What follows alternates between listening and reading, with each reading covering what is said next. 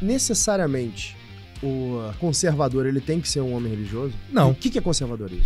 Porque essa coisa de tradição pela tradição é uma maluquice. Porque há coisas que sobreviveram ao longo da história que são ruins. E nem por isso o conservador vai defender essas coisas só porque são tradições. Nós, brasileiros, imediatamente a gente atrela a crise política a uma crise moral da nossa sociedade. E é verdade. E as coisas não estão ligadas. Não estão? A gente não pode dizer que uma crise política é uma crise do Brasil. A gente não pode dizer que um grande escândalo de corrupção significa que todo brasileiro é corrupto.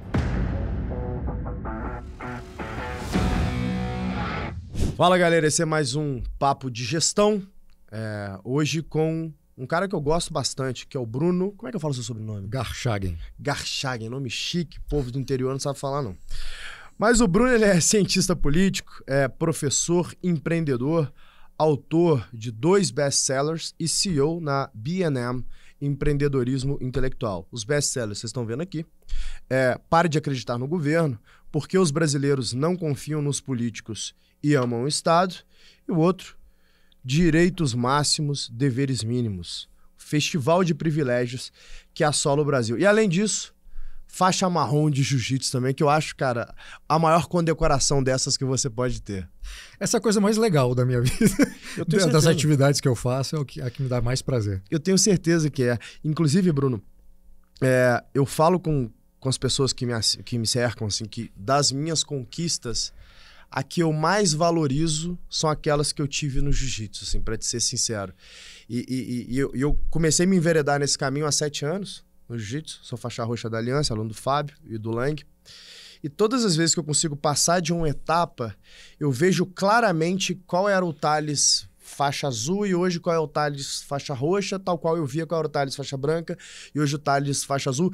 E eu sinto uma evolução não só física nas minhas habilidades de combate, mas principalmente numa evolução pessoal. E que eu acho que é mais bacana disso uma faixa no jiu-jitsu, um grau no jiu-jitsu, não é algo que você consegue comprar. Eu não consigo chegar pro Fábio Gurgel e falar assim, cara, toma aí R$1 milhão, me dá uma faixa preta. Pô, se bobear, ele me daria até de graça. Agora ele fala assim, entra no tatame com essa faixa preta que você vai pedir pra eu tirar ela agora. Pode ter certeza que esse preço você paga. É incrível como que as coisas que você precisa necessariamente conquistar têm um valor infinitamente maior do que aquelas coisas que você pode comprar, não é verdade? Cara, sem dúvida, e o que você falou é parecido também com a minha história no jiu-jitsu. E eu não consigo separar o que eu aprendi no jiu-jitsu com o que veio depois. Quer dizer, o Bruno que está aqui hoje, autor de livro, cientista político, alguém que reflete sobre a política, que defende o conservadorismo, etc, etc, não existiria se não fosse isso. Porque a base que eu tenho em termos de valores, hierarquia, respeito às tradições, tudo aquilo que eu fui encontrar depois na política, mais especificamente no conservadorismo, eu aprendi isso no jiu-jitsu. Minha história no jiu-jitsu começa em 1996. Caramba! Quando meu irmão, que já fazia lutas e tal, começou a fazer jiu-jitsu em Cachoeiro da Pemirim, no Espírito Santo, que é a nossa cidade. E para lá foi um dos alunos do Fábio, do Gigi e do Mestre Jacaré. E era o ano que a Aliança estava expandindo as suas atividades para fora do Rio de Janeiro. E quem me contou isso foi o próprio mestre Fábio Gurgel. E foi para lá um professor, que era o Cardivando Figueiredo, para dar aula em Cachoeiro. E ali estava iniciando o jiu-jitsu também no Espírito Santo. O Jamelão foi para Vitória. Olha só. E o Cardivando foi para Cachoeiro. Sendo que já havia uma experiência prévia do Fábio Gurgel e do Mestre Jacaré irem para Vitória eles mesmos darem aula lá em Vitória. Mas a minha história começa então em 96. Aí eu treinei durante 1 ano e meio, tive que parar porque eu estava fazendo faculdade, trabalhava durante o dia, fazia faculdade à noite.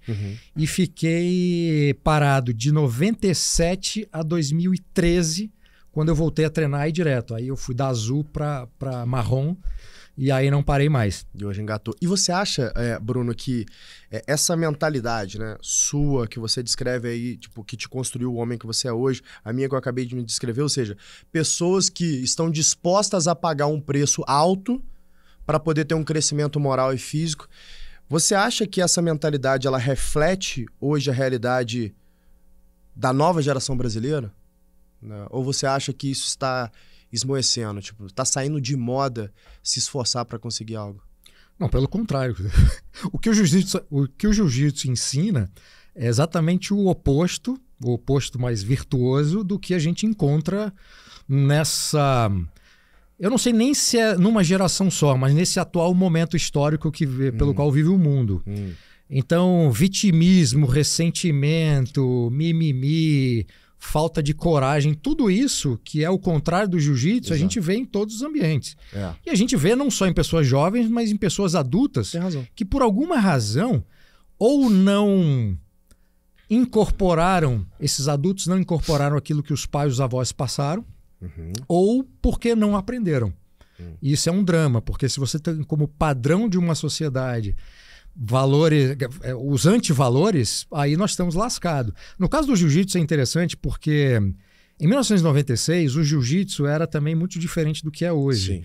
Para você sobreviver numa academia, cara, ou você era meio maluco ou você era casca grossa mesmo. Tem que ser muito casca. Cara, porque os professores não faziam questão de dourar a pílula para o aluno. Ele não estava nem aí se ia ter mais aluno ou menos aluno, não. O sistema era negócio, bruto. Né? Não, o negócio era... Então, para você sobreviver ali no dia a dia, cara, você tinha que ter ou amar muito a arte marcial, ou você estar disposto a tudo, ou você ser meio maluco. Eu encontrei um monte de maluco no jiu-jitsu. Mas, para dar um exemplo assim concreto, antes de fazer jiu-jitsu, eu não fazia nunca fiz arte marcial nenhuma. Né? Os meus esportes eram surf e skate. Era isso que eu gostava de fazer e fazia fiz durante muito tempo. Para quem não faz arte marcial alguma, não tem nenhum conhecimento sobre como se defender, você se sente muito vulnerável o tempo inteiro. Qualquer episódio que você passou ao longo da sua vida de uma violência próxima a você, ou em algum momento você se sentiu ameaçado, o medo faz com que você reaja de uma forma muito ineficiente. Verdade. E o medo faz com que você reaja. Esse é o principal problema. O jiu-jitsu te dá uma segurança tão grande que em muitos momentos de ameaça, você prefere deixar para lá se envolver numa briga que é estéril. Definitivamente. Então, esse grau de autoconfiança que o jiu-jitsu te dá, cara, te faz não só conseguir se defender se você for atacado, mas permite você não se envolver em briga desnecessária. Isso é verdade. E isso, cara, não tem preço, sabe? De forma... Isso, portanto, é algo que o jiu-jitsu te dá de forma material. Você consegue ter isso de forma palpável e no seu dia a dia você aplica isso para tudo. Você aplica isso na sua vida familiar, na sua vida profissional, enfim, todas as dimensões da sua vida familiar e social você consegue aplicar essa autoconfiança que o jiu-jitsu te dá. O jiu-jitsu te dá uma autoconfiança, não é para você se sentir indestrutível. É você saber exatamente as suas limitações, mas principalmente saber se você precisar agir ou reagir, você tem condições de fazê-lo de forma eficaz. Eu concordo plenamente. Eu acho que ele desenvolve muita temperança, de fato, né? Que talvez a mãe de todas as virtudes, né? Eu ter aquela capacidade de fazer um melhor julgamento dentro de uma situação, de não reação em uma situação de agressão quando eu tenho certeza de que eu não preciso reagir. Isso é muito importante, né? Eu acabei vivendo algo parecido. Eu sou CAC, né? Então... tenho coleção de armas e treino direto, inclusive com pessoas de forças especiais. Uma coisa que ter armas e saber manejar armas me deu muito é aumentar a minha temperança. Né? Então, se eventualmente eu estou a caminho de um clube de tiro, eu estou armado, eu me envolvo em uma discussão de trânsito, eu jamais iria deixar esse negócio escalar. Eu sinceramente, eu prefiro tomar um tapa na cara e ir embora do que me envolver em uma discussão de trânsito estando armado. Porque eu estando armado, eu não posso me aproximar e nem deixar ninguém se aproximar de mim. Vou ter que sacar minha arma. Se eu sacar minha arma e essa pessoa continuar sendo uma agressão para mim, eu vou ter que cessar a agressão. Eu vou acabar com a minha vida. Então, se você conseguir fazer esse racional, falando assim, olha, se essa situação escalar, o output desse evento vai ser eu ser preso. Então, eu não vou deixar escalar. Né? Então, acho que o jiu-jitsu ele te traz um pouco disso. Como você tem a certeza de que você, muitas vezes, é superior àquela outra pessoa que está tentando trazer uma agressão para você, você fala assim, eu não preciso provar nada, eu não quero me envolver nisso, que o máximo que acontecer eu vou machucar alguém, então assim, pra quê? Deixa eu evitar esse negócio. A arte marcial, ela verdadeiramente traz isso. E me traz um ponto curioso, que a gente estava falando sobre essa diferença de mentalidade que a gente vê hoje como mundo. Você colocou muito bem, não é de fato uma geração. Eu vejo pessoas, inclusive, mais velhas do que eu, com essa postura vitimista, com essa postura de buscar sempre o instinto de deixa eu evitar aquilo que é difícil, né?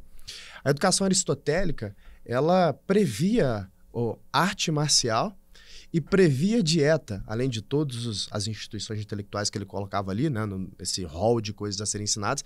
Ele previa o ensino do que hoje seria meio que o wrestling, né? Que era um grappling que eles faziam lá, uma espécie de boxe também. E a dieta. Aí, vamos fasting forward para algumas centenas de anos atrás. Então, se eu não me engano, Hobbes foi o cara que começou o movimento iluminista, né? No iluminismo, a gente começa a apartar essas coisas da educação, inclusive afastar a academia da igreja. O efeito colateral disso que a gente vê hoje é um relativismo... eu diria que beirando ao absurdo, né? Onde a gente quer relativizar coisas que não são relativizáveis. E, por fim, a gente acaba gerando uma geração de gente fraca. Gente que age como um animal. Porque a nossa diferença para um animal é que o animal, ele reage aos seus instintos. Ou seja, se eu dou um negócio de comer para o animal, ele pega e come. Se eu vou assustar ele, animal, ele fica assustado, ele corre. A gente não, a gente fala assim, olha... Eu quero comer esse negócio, mas eu não posso comer esse negócio. Então eu não vou comer esse negócio. Ou tem algo que me assusta, tem algo que é dolorido, tem algo que é difícil de ser feito, tem algo que é ruim. Por exemplo, ir pra academia todos os dias. Eu não conheço uma pessoa até hoje que falou assim, cara, eu amo ir lá e levantar ferro todos os dias. Não tem disso, tem poucos caras que gostam, né? Mas a gente faz, por quê? Porque a gente sabe que faz bem pra gente. Então a gente tá reagindo contra os nossos impulsos. A grande maioria das pessoas hoje em dia... elas só reagem de acordo com seus impulsos, que é buscar sempre o prazer e evitar a dor. Você acha que isso, de fato, é uma herança do iluminismo? Uma herança direta, não. Assim, porque também, assim, a gente tem que ver qual iluminismo que a gente está tratando, né? Porque tem o francês, que é o mais conhecido, mas tem o britânico, o escocês. Tem autores como a Gertrude Himmelfarb, que num grande livro chamado Os Caminhos para a Modernidade, vai fazer uma comparação entre três iluminismos, que seriam o americano, o escocês ou o britânico e o francês. Né?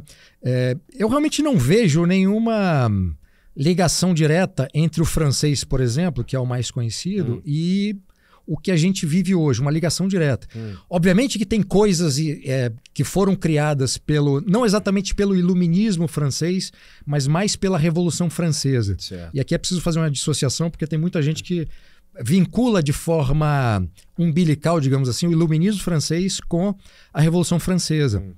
E não é exatamente isso. Alguns autores do iluminismo francês influenciaram aqueles que participaram da Revolução Francesa, mas não há exatamente dizer, a Revolução Francesa é um corolário do iluminismo. Isso já é fonte de grande debate acadêmico e isso não está muito claro. Tá? Você pode até pegar um ponto ou outro, beleza. Mas da Revolução Francesa, para dar um evento histórico específico, aí nós temos alguns elementos que a gente pode já chegar a identificar determinadas consequências negativas no mundo de hoje. Por exemplo, a Revolução Francesa, ela basicamente vai secularizar o mundo ocidental. Uma das consequências, né? Aí você pode pegar, tudo bem, os autores iluministas tinham essa coisa como núcleo da defesa que faziam, a destruição da igreja né, e da monarquia. E a Revolução Francesa vai se aproveitar disso.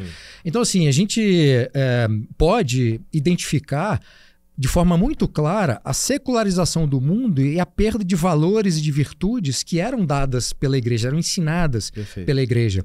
E quando você não tem na vida em sociedade instituições que tenham como propósito transmitir isso para as pessoas, e isso fica a cargo de uma escola que já é secularizada porque o Estado se tornou secular, né, o Estado laico.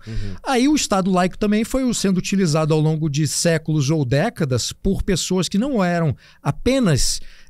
não apenas defendiam essa secularização, mas queriam transformar o Estado amoral. Entende? E aí tudo bem, aí você pode encontrar essas consequências. E aí eu acho que assim, o período histórico que a gente pode ver como um ponto de virada para isso que a gente vê agora, com todos esses resquícios históricos, é a década de 60. Porque a década de 60 é a década da contracultura, do amor livre, portanto, sexo, mas sem um vínculo que seja matrimonial. E o vínculo matrimonial, ele vai dar a ideia de responsabilidade. Claro. Então, se você tem o sexo livre, você vai ter as doenças, você vai ter a gravidez não planejada. Então, portanto, você vai ter filhos sem pais, ou você vai ter filhos com pais que não estabeleceram esse matrimônio e, portanto, se reuniram ou se juntaram apenas porque o filho nasceu. Ou pior, então, o advento do aborto, para não ter que assumir essa responsabilidade. Aí você tem aborto, você vai ter a criação da pílula anticoncepcional, que aí transforma as relações. Então, o sexo se torna mais fácil e mais vulgar, porque ele não tem como consequência o filho. Entende? E aí, então você tem uma geração que se perde completamente do ponto de vista das virtudes nessa década e que depois vai ocupar espaços na política, na academia, vai formar gerações de professores. Então você imagina os exércitos que foram criados de pessoas que sequer sabem de tudo isso que eu estou falando, mas que foram educados em casa ou nas escolas e nas universidades com base nessa ideia de que tudo era permitido, de que os valores não importavam se os desejos são dominantes.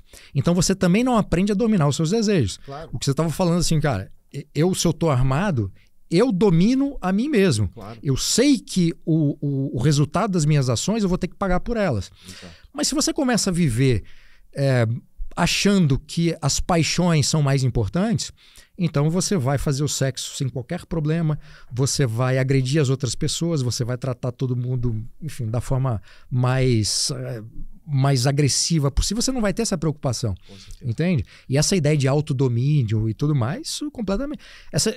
Essa noção de virtudes, elas não estão presentes na vida dessas pessoas, ou porque elas não conheceram, ou porque se tem alguma noção de que essas virtudes existem, para elas, essas virtudes não querem dizer nada. Faz sentido. E você acha, então, que essa dissociação do Estado com a Igreja, então, é mais responsável do que, de fato, o surgimento de qualquer que seja os iluminismos?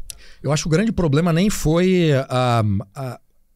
a dissociação, ou seja, a separação entre igreja e Estado. Foi a igreja ter perdido importância na vida em sociedade. Certo. E aí, claro, a gente vai ter igrejas protestantes em países que o protestantismo era mais importante e a perda da autoridade dessa função pedagógica da Igreja Católica em países que eram católicos. Sim. Entende? Então, a discussão ela precede a própria existência e funcionamento de um Estado politicamente constituído. É a igreja como uma educadora moral e virtuosa da vida em sociedade. E me tira uma dúvida, Bruno.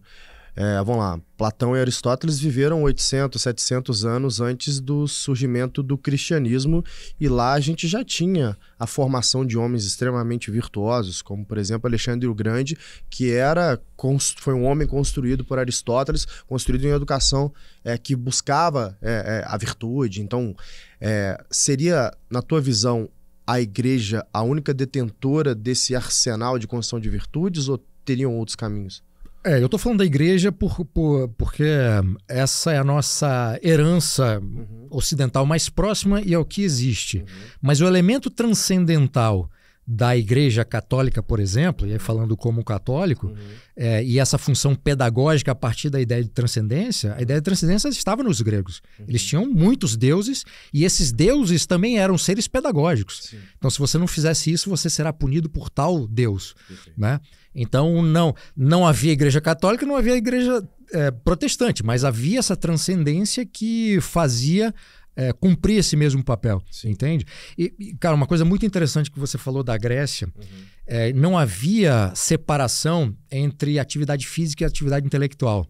Isso é uma coisa que sempre me incomodou profundamente, porque eu sou uma pessoa que começa no esporte e depois vai para a vida intelectual.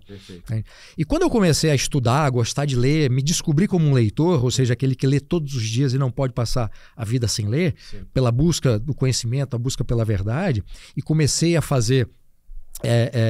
quando eu aprendi que eu era um leitor e comecei a gostar do conhecimento, eu já tinha esse passado e também se continuou no presente de alguém que gostava de atividade física, de esporte, de surf, de skate, de musculação, depois jiu-jitsu. E eu não conseguia conceber como as pessoas, os intelectuais, estabeleciam uma distinção muito clara. Ou seja, o arquétipo, ou a caricatura, digamos, do intelectual, o sujeito franzino, de óculos, que está ali fechado, indefeso, na sua vidinha, indefeso. E quando eu descobri os gregos, e essa palavra maravilhosa, que é paideia, né, que a gente pode, sei lá, traduzir como cultura de forma geral, dentro da qual essa cultura vai compreender todo esse universo que a gente está... sobre o qual a gente está falando, eu não conseguia entender como alguém que se dedica ao intelecto e consegue ser tão forte do ponto de vista mental não sente necessidade de ter um corpo forte. Porque o corpo forte não é um corpo musculoso, mas é o corpo que te dá não só uma segurança, mas um prolongamento da sua existência. Cara, se o seu corpo está fraco, você vai morrer cedo. Com certeza. Não tem jeito. Então, essa educação dos gregos, que não estava só em Aristóteles, né? Quer dizer, fazia parte dessa paideia grega, ou dessa cultura grega, do esporte com o intelecto e tudo mais, é um negócio, para mim, fundamental. E por isso que eu sempre insisto nas minhas redes sociais, nas palestras, nas conversas que eu tenho, para que as pessoas, eu tento incentivar para que as pessoas façam alguma atividade física, façam algum esporte, e eu, claro, começo sempre indicando jiu-jitsu. Mas para mim isso é fundamental. Eu também, eu concordo plenamente. Eu cresci com uma ideia de que você tinha que escolher um ou outro. Ou você vai ser um intelectual, ou você vai ser um atleta. Fui atleta a vida inteira, sempre tive em arte marcial desde que me entendo por gente. Vim de boxe chinês para Muay Thai, depois acabei parando no jiu-jitsu, esportes radicais também sempre fizeram parte da minha vida, mas sempre fui um leitor voraz e como você também não entendia muito, cara, por que eu não posso ser os dois, né? E aí quando você vai de fato estudar sobre, cara, saúde, sobre alimentação, você fala assim, cara, na verdade é o seguinte, eu não consigo ser bom em nenhum dos dois se eu não conseguir unificar esse negócio, né? Eu afirmo assim, categoricamente, assim, eu não seria o profissional que eu sou hoje se eu não tivesse os hábitos saudáveis que hoje eu tenho. E por um período específico da minha vida, eu abdiquei desses hábitos, que era no início a gente estava escalando esse táxi, era uma loucura, porque tipo, cada 2 semanas eu estava no fuso horário, e aí eu me dava como prêmio jantares. Então, como eu trabalhava pra caramba, fuso horário diferente, conhecendo países novos, era um menino, né, tinha 23 anos para 24, viajando o mundo inteiro. E aí, do nada, eu me vi naquela situação de pessoal, você chega num país que o cara quer te fazer, o teu countryman, quer te levar num restaurante, né? Então vamos lá, vamos tomar vinho e tal. E, pô, que horas que eu vou treinar? Não tinha tempo pra treinar. Eu chegava num país, tinha uma agenda bizarra, e depois daqui a pouco eu tava indo pra outro país, tava em call no Brasil de madrugada, muitas vezes e tal. Me dava como desculpa não treinar. Cara, eu piorei fundamentalmente a minha saúde, eu piorei fundamentalmente o meu físico, e comecei a piorar no trabalho. Então ali eu vi de fato, eu falei assim, opa, eu tenho que estopar esse ciclo. Eu tenho que voltar a ser aquele Thales que eu sempre fui, que é um Thales disciplinado, que treina, que come bem e que trabalha pra caramba também. E que treinar e comer bem faz parte da minha rotina de trabalho, entre aspas. Entre aspas não, de fato faz, né? E tanto que, geralmente, no meu almoço, eu uso pra treinar jiu-jitsu. Por quê? Como eu acordo muito cedo, das 7, 8 horas da noite, meu cortisol já tá na mínima, eu já tô começando a ficar com sono, então eu não quero ter um pico de adrenalina para dar um pico de cortisol, porque vai atrapalhar a minha qualidade de sono, 5 horas da manhã eu quero estar levantando, 5 e pouco.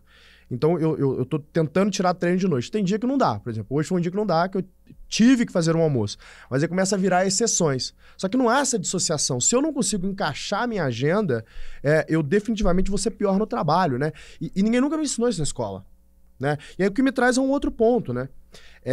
A tua visão da nossa educação hoje, ela é uma educação que se tornou insustentável para a construção de homens virtuosos? Ou você acha que com a educação que a gente tem hoje ainda é possível a construção de homens virtuosos?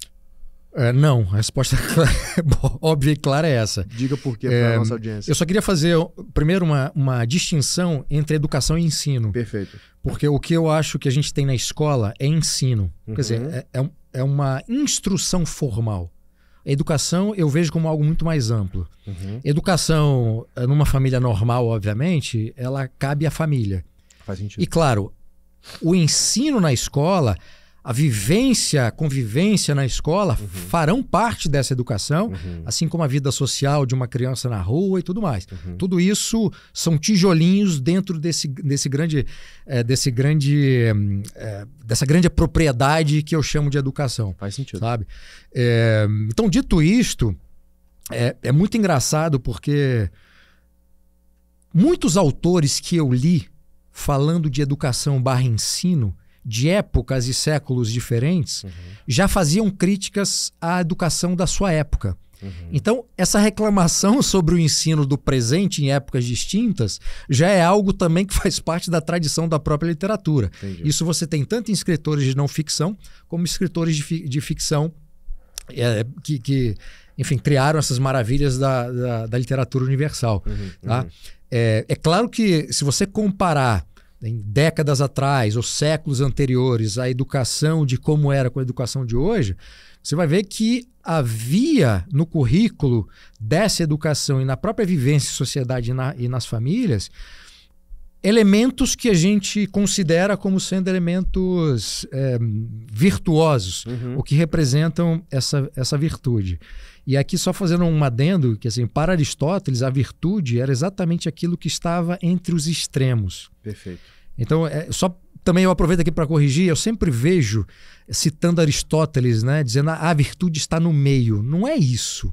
Né? Ele está dizendo que no meio de extremos, mas se você for para os extremos, você deixa de cumprir ou respeitar virtudes como a temperança. Perfeito. Né? Faz sentido. Então, bom, voltando aqui à vaca fria, mas eu também preciso perceber o seguinte: o ensino em séculos passados, ou até na primeira metade do século XX, né, até os anos 50, era um ensino muito menos massificado do que é hoje. A quantidade de pessoas na escola era muito menor. Então, em termos de política estatal, políticas públicas para ensino, era muito menor o número de escolas e de professores que você tinha que ter.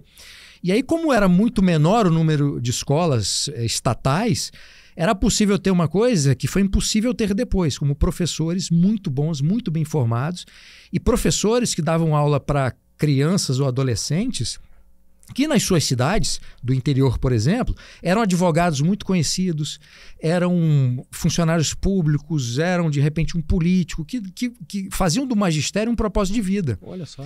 E, claro, tinha os professores de carreira, que eram maioria, mas que lidavam não só com sarrafo mais alto em termos de exigência dele próprio e exigência que era transferida para os alunos, como uma quantidade de alunos muito menor. Então, quando começa a massificar o ensino, então você tem muito mais gente entrando numa quantidade muito maior de escolas e você não consegue acompanhar a quantidade de professores, muito menos a qualidade. Né? Então, é uma conta que, cara, não fecha.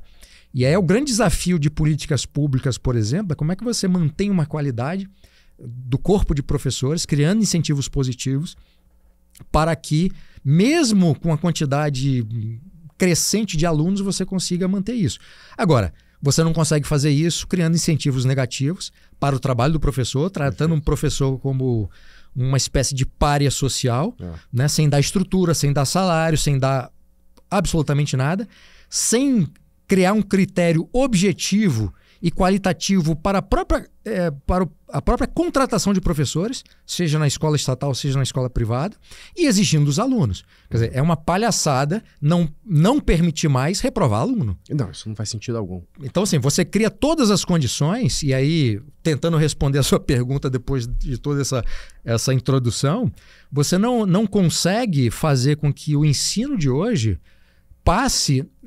Aí a gente, quer dizer, não é só virtudes, você consiga fazer com que o aluno saia da escola, estou falando ensino fundamental e médio, sabendo coisas mínimas como o nosso idioma, o português, sabendo fazer operações matemáticas básicas. Com certeza. Então, assim, como é que você entra numa discussão sobre ensino de virtudes e tudo mais? Se nem o básico. Se nem o básico. É possível fazer? Eu acho que é. Assim, se você não consegue municiar o aluno em termos de instrução formal com português e matemática, o mínimo de história e algo que reflita essas virtudes, é complicado. Mas também como é que você vai cobrar o ensino dessas virtudes, uma transmissão dessas virtudes, se isso não está na sociedade? Porque tem algo fundamental aqui, Thales, que é muito importante a gente discutir, que é o seguinte: se determinados elementos que a gente considera fundamentais para uma vida virtuosa em sociedade, esses elementos não estão presentes no dia a dia da sociedade, não adianta você burocraticamente criar uma disciplina e meter nos alunos. Definitivamente. É? Mas em casa deveria estar presente, né? É onde... Quer dizer, é o local por excelência onde todos nós deveríamos aprender. É que sabe o que me incomoda, sim, sinceramente? Quando a gente olha para sei lá, Galileu Galilei, aí quando você olha para... Não vou citar nomes para não ficar tipo, muito restritivo, mas quando você olha para os grandes nomes da história, eles eram filósofos, advogados, engenheiros, pintores, eles tinham... uma série de conhecimentos e profundos nesses conhecimentos e que eram não só autoridade no tema, mas como produziam bastante coisa para a humanidade acerca desses temas, né? E aí eu vejo hoje, a nossa educação, ela é super afunilante, né? Então eu entro na universidade, eu vou estudar medicina, e aí, não é que eu sou médico, eu sou ortopedista. Então eu entendo de ortopedia.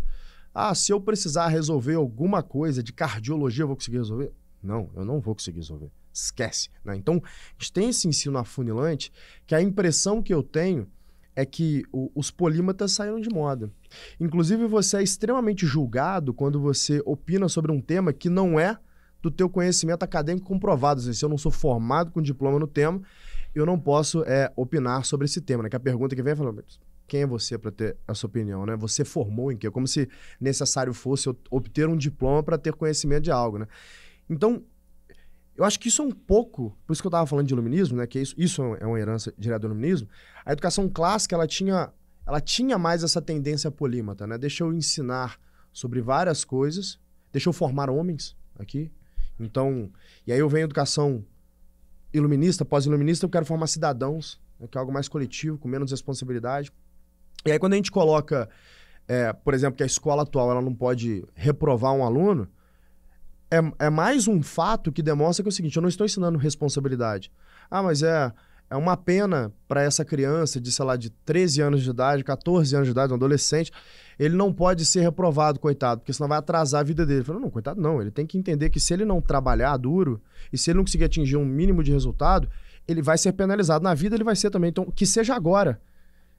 Que é quando ele está sob a guarda dos seus pais, que é quando ele ainda tem um tempo para errar, porque lá na frente a penalização vai ser muito mais dura, vai ser o desemprego, né? Vai ser a miséria muitas vezes, se ele não aprender que se ele trabalhar duro e cumprir os desafios, vai chegar lá. Então, o que me preocupa nessa educação é a estrutura como um todo da educação e, obviamente, entendo o ponto da gente ter uma dificuldade estrutural de entregar qualidade. Bom, existem algumas soluções já propostas para isso, mas nunca foram tão populares como o modelo da voucherização e tal, mas anyway, assim, eu acho que será que por não haver talvez uma solução que seja popular e que eu possa institucionalizá-la, será que a solução para isso é o homeschooling, por exemplo?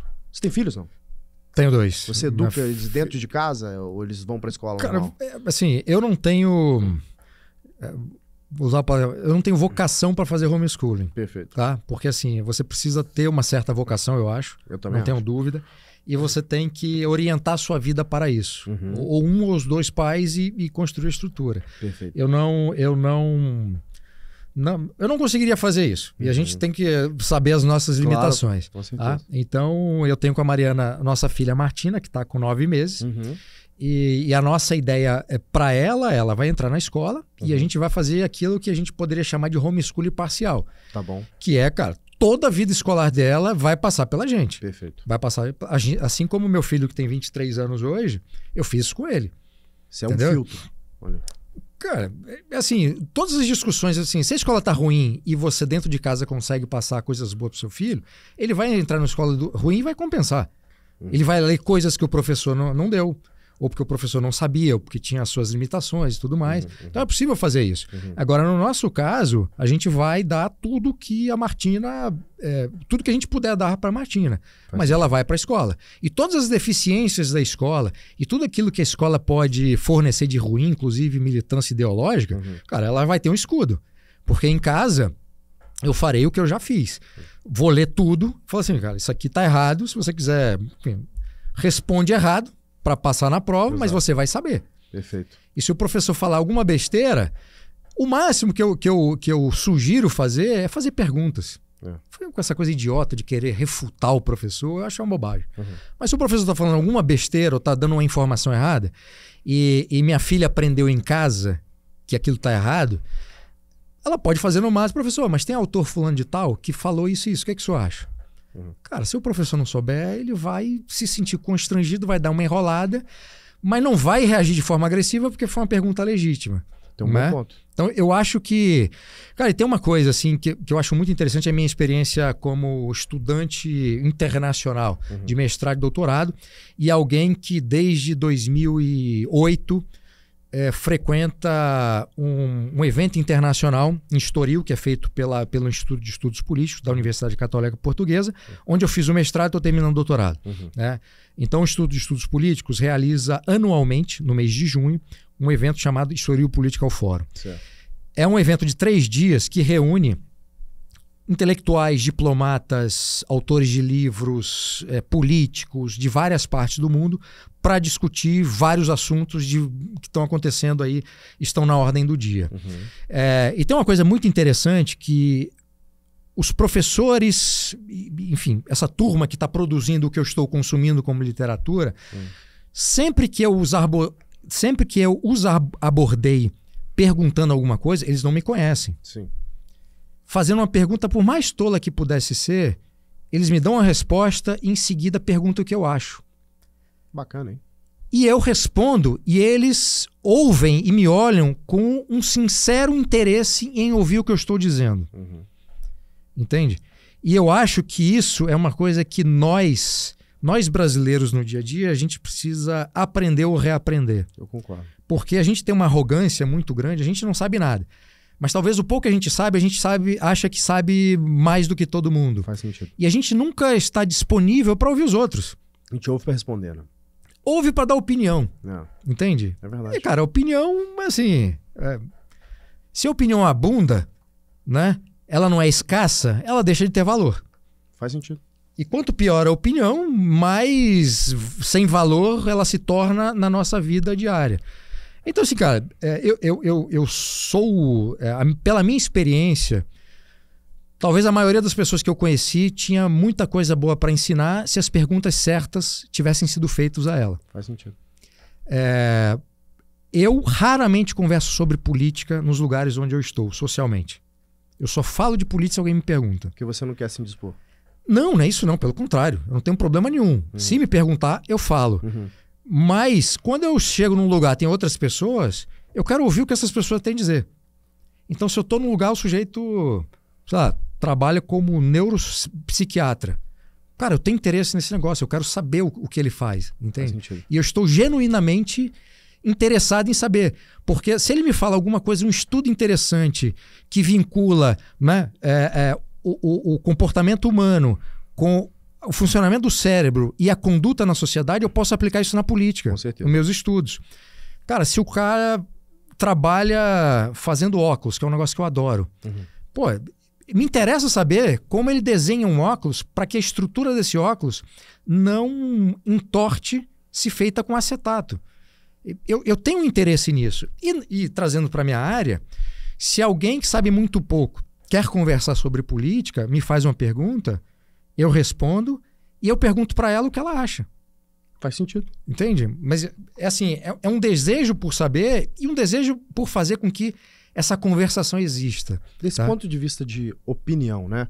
Hoje, principalmente com o advento da popularização das mídias sociais e muitas pessoas com pouquíssimo conteúdo, para não dizer nenhum, se tornaram populares, a opinião se tornou ainda mais abundante, todo mundo tem opinião sobre tudo, e todo mundo se tornou, né, se posta como um especialista sobre qualquer fato. Ou seja, qualquer fato que esteja no hype, você vê todo mundo comentando tudo sobre aqueles fatos, né?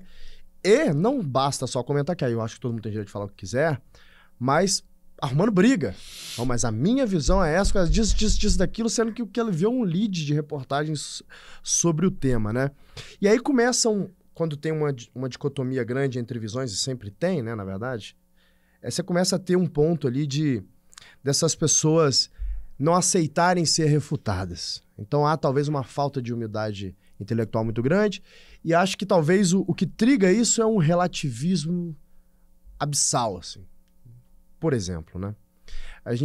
São coisas que para mim não são relativas, como por exemplo, o valor que o Elon Musk tem para a sociedade, um homem que dedica sua fortuna a trazer a verdade para o debate, quando ele faz a compra do Twitter, que não é uma compra que financeiramente faz sentido. Ele faz claramente por ideologia, aquela compra ali.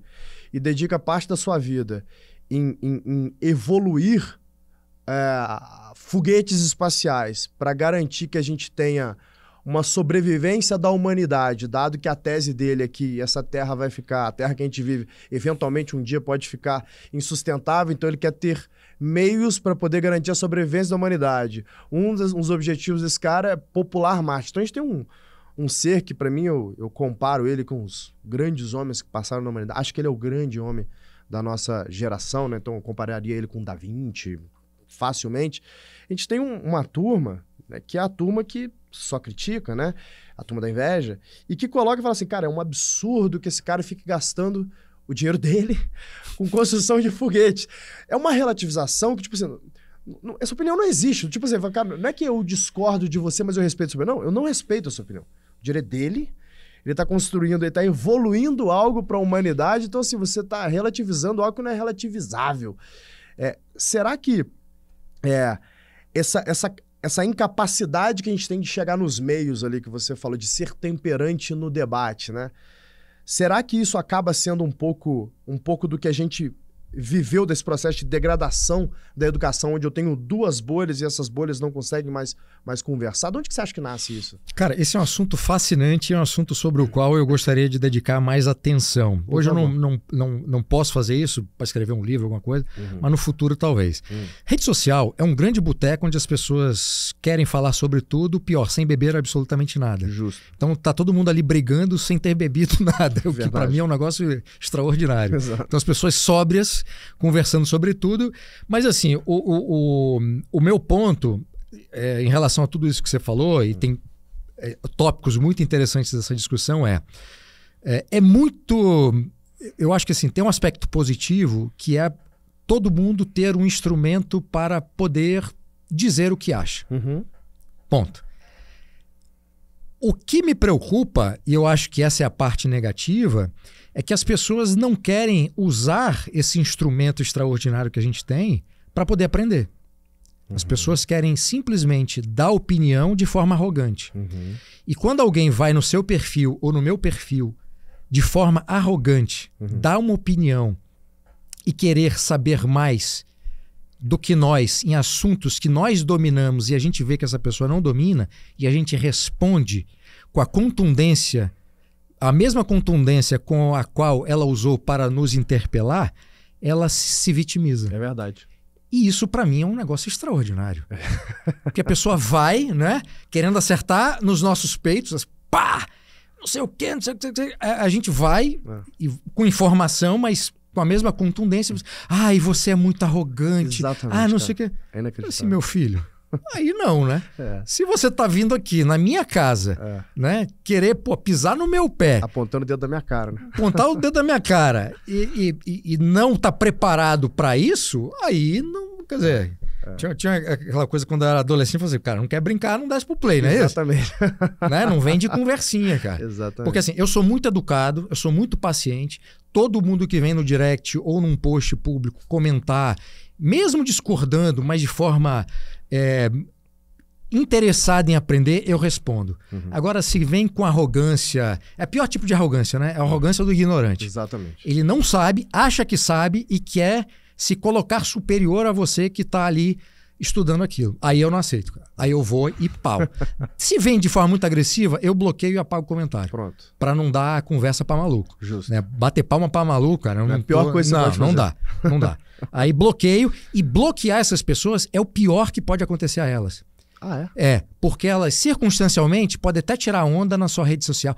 Fulano me bloqueou. Ela se sente circunstancialmente importante. Só que o que vem depois é tipo o efeito do crack. Ela fica tão desnorteada porque ela não consegue ir mais no seu perfil para te atacar. E você ignorou. Você deixou ela num limbo existencial extraordinário. Ela vai dormir e acorda, Thales, querendo te atacar e não consegue mais. É o pior que você pode fazer para essa pessoa. De resto, cara, assim, é um negócio do mimimi. Então você tem um processo que as pessoas entram na rede social para te atacar, sem saber o tanto que você sabe. E aí você reage, ela se vitimiza, ela fica ressentida, começa em outros perfis te marcar, te atacando, e essa cultura do mimimi. E tem muita gente assim nessa direita, não é uma expressão que eu gosto de usar, que age dessa forma e depois reclama de vitimismo da esquerda. Então, assim, é uma contradição dos diabos e esse processo vai se retroalimentando. Eu acho que eu vivi bastante isso por muito tempo e eu também tinha um pouco mais de paciência uns anos atrás e aí eu respondia. Aí depois chegou um ponto que eu perdi a paciência, porque é isso que você falou. Eu vejo que não é uma pessoa que está interessada em aprender, então eu falo, tanto faz, deixa esse negócio para lá, né? Quando as discussões principalmente quando as discussões são aquelas que afetam eles na tua vida privada, por exemplo, né? Eu sempre fui um defensor do trabalho presencial, por quê? Porque, por óbvio, né, cara? Eu defendo o básico. Mais uma vez, a gente começou essa parte aqui do diálogo falando sobre relativismo, né? Não tem como você relativizar, isso é um fato. Não tem como você criar cultura, não tem como você criar um negócio de longo prazo, de sucesso, sendo que cada um tá num canto. Não vai funcionar, isso é um fato. Eu falei isso desde o primeiro momento que começou essa bustagem, agora o mundo já tá caindo na real e já está se dissipando novamente. Aí, obviamente, as pessoas que se beneficiam disso, caras que têm 2, 3 empregos, né? Pessoas que, tava trabalhando peronomútil, o pessoal vai que é um absurdo você fazer isso, porque você é um líder antiquado, não evoluiu, não sabe liderar. Aí você vai ver o perfil da pessoa, tipo, o que você faz da vida? Nada, tá ligado? Então, aí eu falei, vou responder o que pra uma pessoa dessa? Deixa, né? Deixa pra lá que a verdade ela vem à tona, é questão de tempo, né? E tá aí. Então, eu tenho uma preocupação genuína hoje com a relativização das verdades, que são algumas verdades absolutas. Por exemplo, não tem como uma pessoa me convencer que é razoável um homem disputar um esporte competitivo com uma mulher na mesma categoria. Isso é inacreditável. Você não vai me absurdo. convencer disso. Você pode dar o argumento que você quiser, não tem como. Peraí, é um homem, brother. Não, mas ele se sente mulher, o problema é dele, criou uma categoria pra ele, então, né? Criou uma categoria de trânsito, tudo certo, não tem problema nenhum. Ele pode fazer o que ele quiser com o corpo dele, o que ele quiser com a vida dele, só que não é justo você colocar um homem pra disputar um esporte competitivo com uma mulher, tá na mesma categoria. Não tem como você me convencer isso. Só que você vê ao nível que chega o relativismo. Fala assim, peraí, depende. Não necessariamente ele é homem, mas depende de quê, pô? Entendeu? Eu me preocupo verdadeiramente com esse relativismo. E eu realmente não sei o que a gente pode fazer como sociedade, entendeu? Porque me parece que a gente tá de mãos atadas aqui, né? Não, eu acho que pelo contrário. Quer dizer, é mais uma batalha para, cara, exercer todas as virtudes cardeais, né? Temperança, prudência, justiça. Quer dizer, é nesses momentos históricos que essas virtudes têm que orientar muito mais a sua vida. No meu caso também as teologais, né? Com fé e caridade. Mas esse é o momento. Então, assim como o empreendedor sempre olha momentos de crise como momentos de oportunidade, nós, né, que fazemos parte da nossa comunidade e nos preocupamos com ela, esse é o momento para a gente também ver como um momento de oportunidade. Quer dizer, cara, diante dessa loucura toda, a quantidade de gente que eu conheço que está voltando para a igreja, ou que saiu e voltou, ou que começou a ir à igreja, justamente porque percebeu que há um problema. Alguns deles nós estamos discutindo aqui. E que precisa dessa instituição para poder conhecer e ter essa fortaleza interior e conseguir lidar com tudo. Faz sentido. Entende? Faz sentido. Eu sei que tem pessoas que vão dizer, não preciso de igreja para nada, beleza, não é essa discussão, né? Não, mas eu concordo com você. Vou te dar um exemplo pessoal, assim. Minha família é católica, minha mãe é evangélica, mas minha família, por parte de pai, que foi quem me criou, é católica, então eu fiz primeiro a Eucaristia, eu era super próximo de igreja, depois me afastei completamente. Depois eu parei de acreditar em Deus. Falei, cara, não acredito nessa figura... Deus, assim, obviamente não duvido de nada de Jesus Cristo, tem um fato histórico, tá bem relatado ali e tal, mas essa figura, Deus, eu acho que eu não acredito. Aí depois eu começo a me aprofundar em estudo filosófico, eu falo assim, cara, mas olha que curioso, né? Eu posso até não acreditar, mas todos os valores pregados pelo cristianismo são os valores que imbuíram a minha vida, né? Que eu sou quem eu sou hoje porque eu adotei esses valores, né? Que é a temperança, que é o trabalho duro, que é a honestidade, que é a caridade. Então, se não fosse o cristianismo, a gente não seria o mundo ocidental que é hoje. Então, você começa a reconhecer esses valores e verdade, assim, você relatou um pouco do que eu sinto hoje. Eu falei, inclusive, a semana passada com um amigo meu, eu falei, irmão, quando você for à missa, você me chama, eu quero ir de novo. Você acredita? Foi semana passada que eu falei isso. Porque, assim, apesar de eu ter essa dificuldade de crer nesse Deus que é descrito pelo cristianismo, eu gosto muito dos valores cristãos. Eu falo, eu estou muito mais próximo dessa instituição igreja do que eu vejo no mundo. Então, como eu quero me afastar desses negócios, eu acho que isso não é saudável para mim, eu não quero me estar nesse lado. Eu falo, cara, se eu frequentar essa instituição aqui de forma mais direta, será que eu não vou fortalecer essas virtudes, que são as virtudes que eu busco? Né? É verdade, eu estou passando por isso nesse momento. Pô, sensacional. Já fica o convite, então, para você ir à igreja com a gente todo domingo. Que horas vocês vão? Igreja Nacional do Brasil. A gente, como está com a filha de 9 meses, a gente vai nos horários que a filha permite. Mas a gente vai combinar, cara. Vai ser um prazer. Eu falei com um amigo meu, eu falei, cara, eu tenho essa dificuldade, né?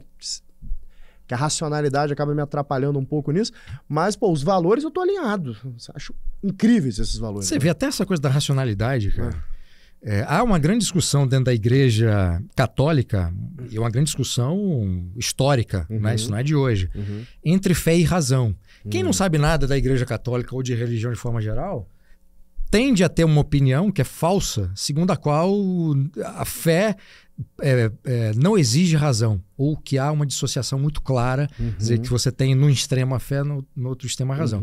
Não, cara, no caso da Igreja Católica, isso é uma discussão antiga, e a razão ela é usada como instrumento também da fé, entende? Então não existe essa dissociação. E essa coisa que você falou dos valores, cara, isso é uma discussão também muito interessante, quer dizer, um tesouro que a gente tem histórico e intelectual, que é o seguinte: nos países ocidentais, países esses que foram fundados, né, sob o cristianismo, países sob o catolicismo, países sob o protestantismo, e países como a Inglaterra, que tiveram um início católico e depois houve a transição. De qualquer forma, cara, nos países ocidentais, até o ateu ele é culturalmente cristão. Ele é cristão. Por causa dos valores. Claro. Faz sentido. Sim, você pergunta para um ateu, o ateu vai dizer, olha, eu não preciso de Deus para ser uma pessoa boa. Tá, defina uma pessoa boa. É uma definição cristã. Todas as virtudes cristãs, é verdade. Então, assim, as virtudes cardeais, né, que a gente tem, temperança, justiça, prudência e fortaleza, né? Que são as virtudes cardeais que o São Tomás de Aquino pegou as virtudes do Aristóteles e, com a partir de uma ética e uma visão cristã, trouxe para o cristianismo. Quer dizer, são essas virtudes que estão na base da sociedade para que a gente tenha essa ideia de bem e de mal, de certo e errado. Perfeito. Então, a destruição da religião é uma destruição também desses valores. Concordo. Né? E a gente estava conversando assim, pô, qual é a origem dessa secularização, dessa relativização de tudo e tudo mais. Não, o relativista, quer dizer, que fala assim, não, cara, a verdade é relativa. Aí eu pergunto, essa sua afirmação é verdadeira ou falsa? Ele vai dizer verdadeira. Como é que você sabe se a verdade é relativa? Muito boa essa. Então a sua relativização vai levar a um vácuo.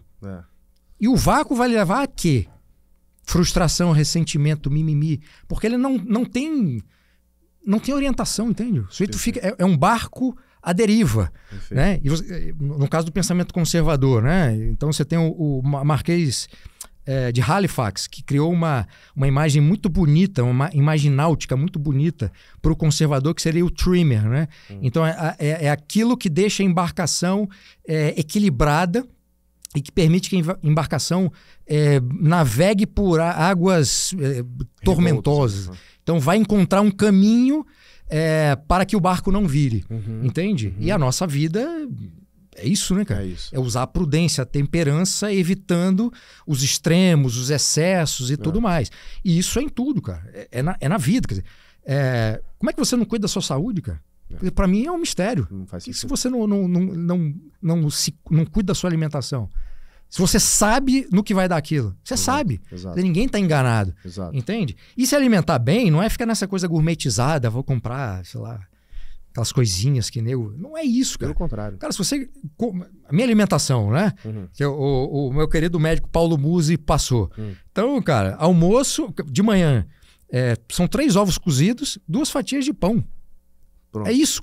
Tem coisa mais barata que isso? Não. E se não for pão, eu gosto muito de batata. Justo. Batata doce ou barota. É mais barato que comprar pão francês e queijo e presunto todos os dias. Definitivamente. Então, assim, você tem uma comida muito barata que vai te fazer muito melhor do que todo o resto. Perfeito. Que é o nosso café do dia a dia, do brasileiro. Né? O pãozinho com manteiga. Claro. Almoço. Cara, arroz integral e frango. E acabou. O Paulo até pede pra eu comer umas verduras e tal, mas não tenho muito saco, não. Lanche da tarde também, cara. Coisa simples. Frango e tal. Jantar. Entende? Porque de vez em quando, cara, fim de semana eu saio daquela dieta, saio. Eu adoro vinho, não abro mão do meu vinho. Eu não sou atleta, claro. Entende? Só então não abro mão, não abro mão do meu charuto. Perfeito. Sabe? Entendo. Cara, mas eu sei o momento. Eu não vou fumar charuto todo dia, não vou beber todo dia. Claro. Eu vou seguir a alimentação. Agora, isso exige também que você tenha disciplina, que é um problema para a maioria das pessoas. Pois é. Eu tava falando hoje, inclusive, uma conversa com uma amiga minha, que ela tá começando a pegar no tranco ali de treinar de novo e tal. E aí eu falei com ela, olha, vem cá, você acorda de manhã, você pensa que você tá motivado pra escovar o dente? Não, você acorda e escova, né? Treino é a mesma coisa, não tem dessa, eu não estou motivado. Pô, fazer as coisas motivado é mole, pô. Difícil é fazer nos dias ruins, né? Então, se não se torna um hábito, se você tem que pensar, deixa eu ver se eu treino às 7, você não vai treinar, esquece. Porque você tem muito mais desculpa do que razão. Pra treinar, ou não tô bem, ou hoje tá frio, ou tô ficando gripado, hoje eu tenho muito trabalho, preciso, né? Então você vai ter sempre mais desculpas do que razão de fato para poder treinar. Então, meu irmão, tem que ser um hábito, não tem conversa, são os acordos que você faz consigo mesmo, que você fala, bom, eu preciso cumprir esses acordos. Acabou. Se você não ganhar de você mesmo, você vai ganhar de quem, pô? Então, essas coisas têm que ser institucionalizadas dentro de você, né? Tem que ser um hábito, sem dúvida, cara. E você falou ali sobre São Tomás de Aquino e tal, e eu tava me lembrando de um fato que uma das coisas que me fez ter curiosidade para voltar à igreja, né, foi alguma passagem que eu li, se eu não me engano, do Inferno de Dante. Eu acho que foi uma passagem que eu li do Inferno de Dante, que Dante Alighieri falava sobre qual que era a concepção dele da ideia de Deus, que era alguma coisa do tipo, me recorda se eu estiver falando bobagem, tá? Que tinham 3 círculos brilhantes, que era Pai, Filho e Espírito Santo, que esses círculos de alguma forma falava com ele, mas não na língua dos homens, até que esses círculos se juntam, e que aí de alguma forma eles comunicavam, eu me lembro dessa forma, não era em línguas como a gente falaria, mas de alguma forma eles comunicavam, e que aquilo entorpeceu ele com os valores do que era Deus, e que ele entendeu que Deus não é racionalmente compreensível, mas que de fato existia aquela força dentro dele.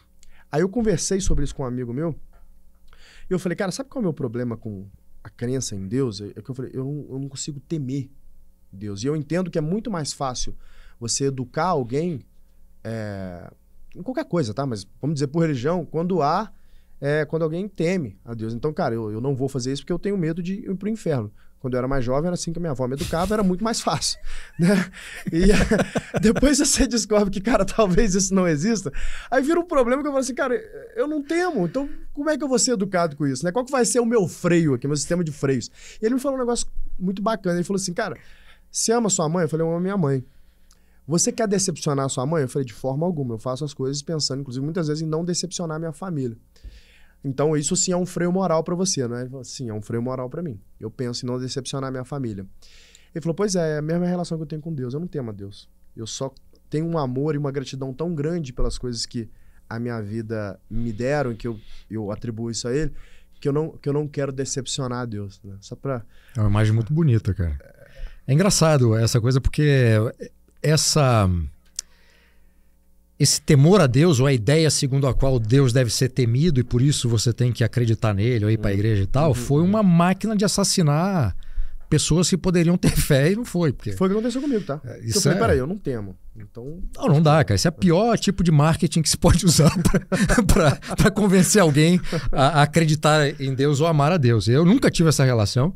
Eu tive um período também que eu briguei com Deus e confundi isso com ateísmo e tal. Foi um período muito curto e foi um período muito esquisito, porque embora eu dissesse para as pessoas que estavam à minha volta que eu não acreditava e tudo mais, eu conversava com Deus todos os dias, né? Questionando dele, da própria inexistência dele, que é tipo relativista, né? Exato. Mas eu não, cara, eu nunca fui disso. E é engraçado porque a minha relação com Deus sempre foi, não, mas no início foi uma relação muito cerebral, racional. Então eu comecei a ler os doutores da igreja, Santo Agostinho, São Tomás de Aquino, e a partir dali eu comecei a perceber a maravilha racional que era acreditar em Deus. E aí a minha fé se solidificou, entendeu? Passei muitos anos fingindo que era católico. O que eu quero dizer com isso? É o católico não praticante, isso não é católico. Sim. Né? E foi graças a minha esposa Mariana que aí sim eu me tornei católico. O que eu quero dizer com isso? Ir à missa obrigatoriamente e no mínimo aos domingos, confessar, comungar, rezar, fazer tudo aquilo que um católico deve fazer. Né? Porque assim, esse negócio de católico não praticante, cara, você não é católico. Faz sentido. Né? Eu não conheço, pode haver, tá? Mas eu não conheço nenhuma pessoa próxima a mim, ou que eu já conversei em algum momento, que se disse evangélica e que não era de fato evangélica. Eu perguntava, vai à igreja? Vou, tal dia, tal dia, tal dia.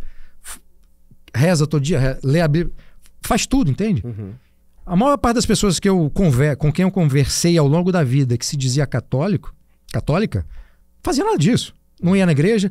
Ia na igreja quando tinha batizado, ou no próprio casamento, ou coisas eventuais, entende? Mas assim, essa coisa da razão para mim foi fundamental ler. Cara, tem uma encíclica, cara, belíssima, maravilhosa e muito robusta do ponto de vista intelectual, que é Fé e Razão, do São João Paulo II, que é uma leitura que eu sempre recomendo para quem quer entender essa racionalidade dentro da fé católica. Anotado. Cara, necessariamente o conservador ele tem que ser um homem religioso? Não. O que é conservadorismo? Cara, o conservadorismo, segundo a própria tradição conservadora de autores que trataram e refletiram sobre esse tema, ele é tanto uma disposição individual, uma disposição para não só amar aquilo que reconhece como familiar e verdadeiro e tudo mais, como tendo alguma virtude para a sua vida e a vida em comunidade, mas também aquele que não só reconhece isso, mas também que trabalha para proteger isso contra todos aqueles que querem destruir isso que ele ama. E, portanto, o conservador é muito desconfiado em relação a mudanças criadas de forma teórica e abstrata.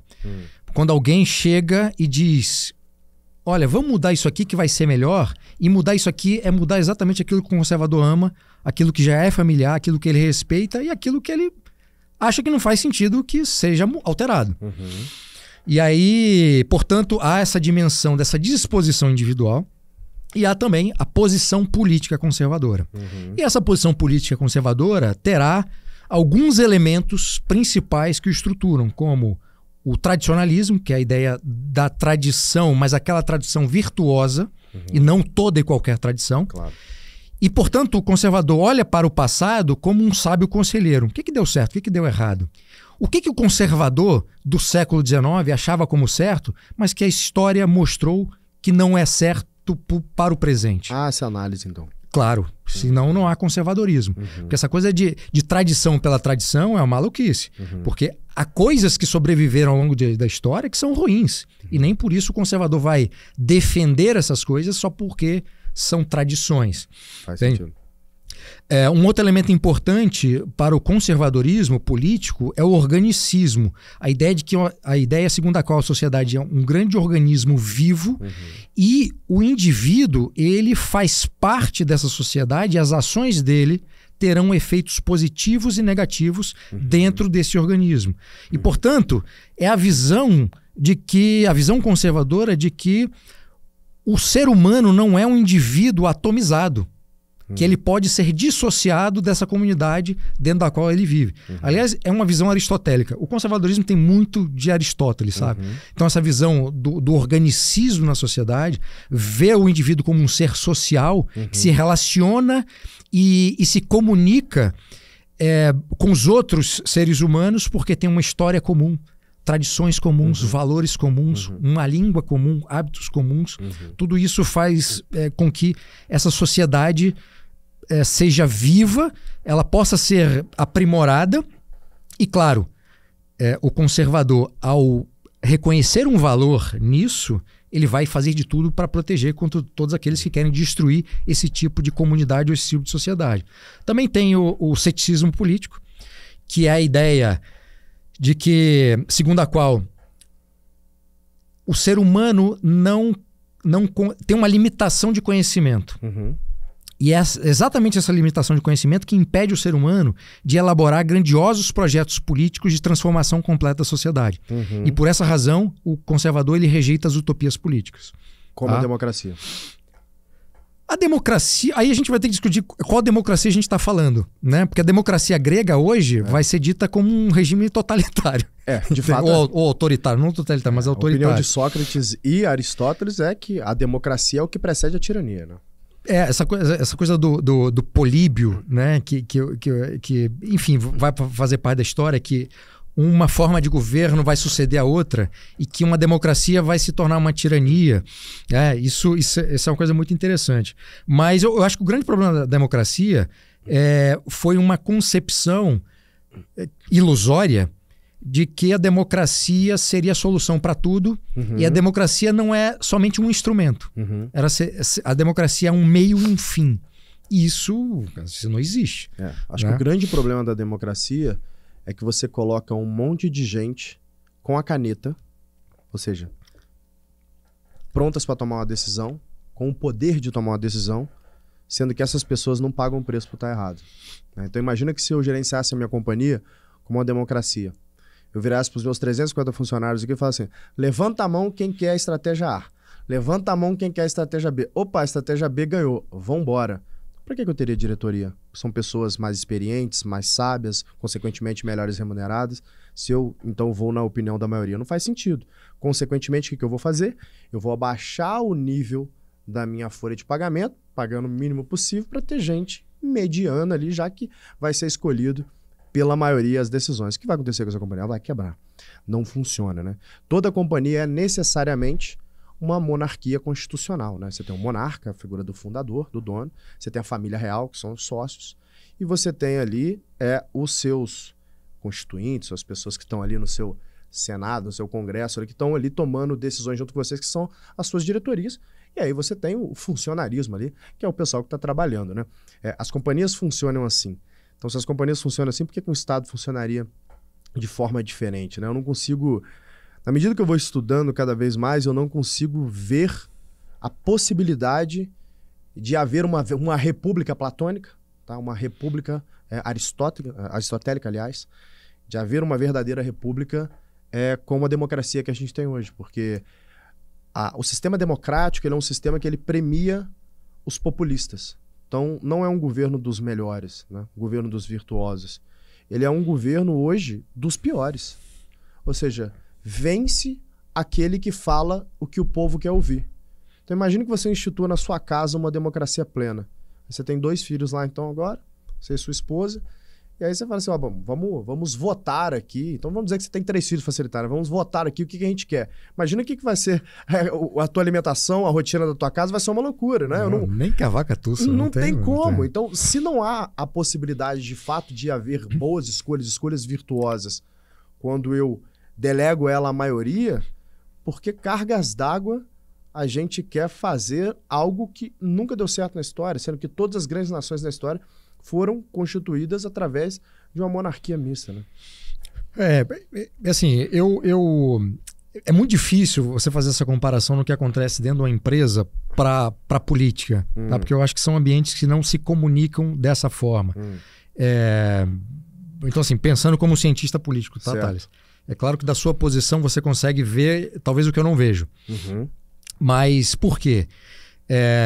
E tem até tanto o Hayek quanto o Michael Oakeshott, o Hayek da escola austríaca, o Oakeshott, filósofo político conservador, eles elaboraram com nomes diferentes dimensões que são parecidas. Ou seja, você tem uma dimensão política que você não pode ter um comando centralizado, porque senão você cria um Estado tirânico.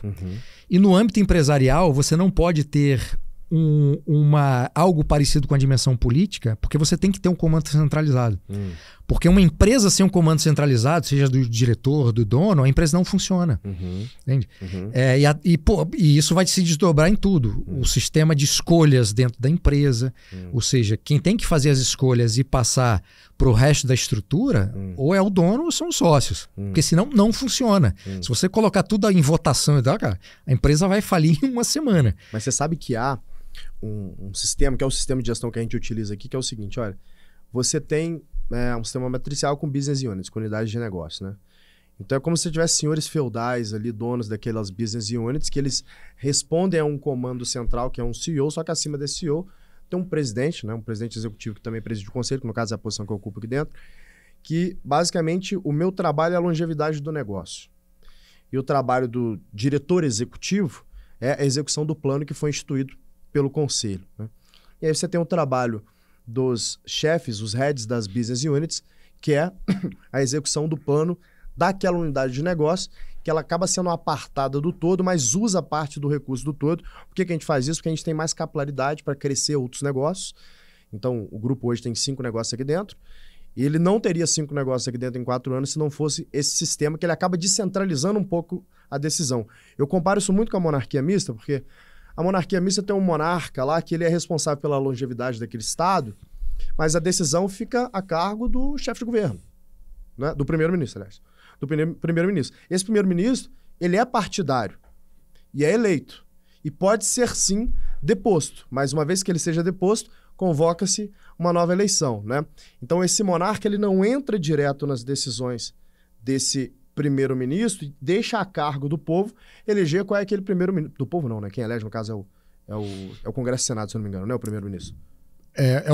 Geralmente os sistemas parlamentares é o partido que obteve o maior número de cadeiras. Perfeito. Então acaba sendo indiretamente o povo, de qualquer forma. O povo elege o Congresso. Então você tem aqui, sim, uma participação da sociedade, só que você tem um sistema de freios aqui em cima, que é alguém que foi, desde o nascimento, né, preparado para poder governar aquele país sem ter uma visão partidária, visando sempre o melhor para o negócio.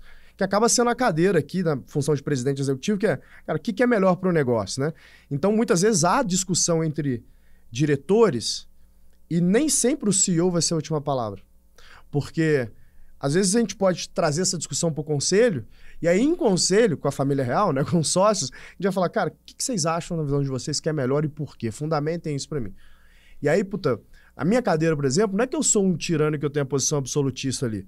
Não, o conselho pode ter uma opinião divergente da minha e eu tenho que acatar. Eu sou um cara que desempata, né? Se houver ali um empate nas opiniões, o desempate é meu. Mas a gente está acatando a opinião daqueles caras que são sábios e que já passaram por esse problema para poder dar a posição ali para os nossos diretores, tal, e para a diretoria executiva. Então, pelo menos, eu enxergo a companhia como uma monarquia mista. E eu a trato dessa forma, que me permite fazer o quê, Bruno? Crescer de forma muito mais rápida do que eu cresceria se eu tivesse um sistema centralizado. Do ponto de vista de prático de negócio, gestão, cara, nada mais é do que comunicação, é alinhamento, tá? Então, eu colocar a pessoa certa no negócio certo e falar exatamente o que eu espero para ela e garantir o recurso. É isso que é gestão, tão simples quanto isso. Então, se eu tenho um único canal para poder chegar alguém que vai tomar todas as decisões, obviamente, como meu tempo é limitado, né? Todo mundo só tem 24 horas por dia, eu vou ter um número X de decisões que eu posso tomar. E quanto maior o número de decisões que eu tomo, na medida que eu vou ficando mais cansado, essas decisões naturalmente vão piorando. E naturalmente eu não entendo tanto de tudo. Muito pelo contrário, né? Eu entendo de poucas coisas muito bem. Então eu tenho que ter mais pessoas que participam disso para eu ter capilaridade para conseguir fazer com que esse negócio cresça mais. Ou seja, a gente vê quase que regra hoje, as companhias que mais crescem são aquelas que têm sim um poder descentralizado, mas que têm um comando forte em cima, garantindo o quê? A cultura. que é um conjunto de princípios e valores que vão reger essas decisões que são tomadas. Então eu te coloco os seus limites, falo, cara, aqui está seu teto, aqui está seu piso, dentro disso, faça o que você quiser, entendeu? Não, maravilha. Mas assim, você apenas confirmou o que eu estava dizendo. Porque existe... Esse termo centralização, ele tem um significado na política e tem um significado dentro do mundo empresarial. Centralização não quer dizer que você vai tomar todas as decisões. Certo. Você pode criar um sistema descentralizado, como é o seu, mas a última palavra vai ser sempre a sua. Porque há uma hierarquia de comando. Verdade. Então, em termos de centralização, é isso. No caso da política, se você centralizar esse comando, o caminho para a tirania está dado. Porque, inicialmente, pode até haver esses desdobramentos com conselho, não sei o quê. Cara, mas na política, se você manda em todo mundo, o ser humano está preparado para isso, entende? Então, esse raciocínio que você tem dentro da empresa, que, bom, se tiver aqui um núcleo meu que tem uma ideia melhor que eu acato. Nessas discussões, é uma dinâmica completamente diferente da política, entende? Uma grande discussão entre os conservadores e liberais no século XIX no Brasil, os dois grandes partidos políticos, tinham força política intelectual, eram o Partido Conservador e o Partido Liberal, o Partido Republicano não tinha relevância nenhuma. Uma das discussões que existia entre eles era a centralização do poder na figura do monarca, do imperador. Por quê? Porque existia na Constituição de 1824 a figura do poder moderador. O poder moderador dava ao imperador o poder de fazer tudo o que quisesse? Não. Você tinha, acho que são 5 itens que o imperador poderia cumprir. Mas mesmo assim, isso era entendido como uma centralização pelos liberais. Os liberais queriam um monarca à la inglês, que não tinha esse poder de fato. E no caso do Brasil, o imperador... Porque tinha o poder moderador, ele também fazia parte de uma parte da chefia de governo. Certo. Ele era não só o chefe de Estado, mas também no gabinete de ministros, né? A gente não usava o termo primeiro-ministro, o presidente do conselho. Também ele participava nas decisões.